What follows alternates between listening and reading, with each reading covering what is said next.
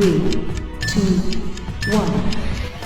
So this one is different kasi I'm not gonna teach you theories. I'm gonna share with you yung experience ko, expertise, resources, and tools that I believe will change your life. So stock market is different because it helped me withdraw funds for house and lot recently. Very recent lang po yung withdrawals ko sa stock market, and pinag-down ko na po ng for house and lot. And then, ito yung sample portfolio ko. Kaya ako tinanong si sir kung green or red. Kasi ito pag nag-red, lugi yan. So, ito, I'm showing you, I was able to gain 27% in the stock market in 7 months.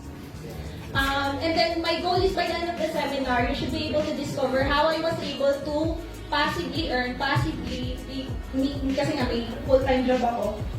By market 82,317 in the stock market, wala po akong malaking kapital, and in less than 3 years. So, I started in the stock market only 2016. So, sir, yung 1 year, okay na okay yan.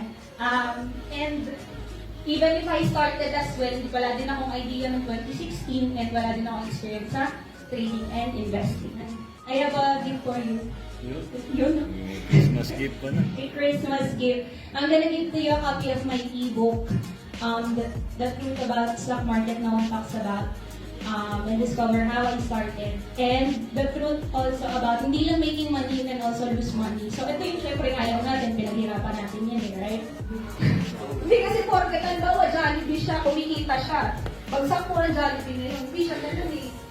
Bagsak yung Jollibee ngayon from 300, bumaba siya ng 180. So hindi pwedeng porket ganun. Kailangan may strategy ka. So, bago ka magkaroon ng strategy, dapat meron kang goal.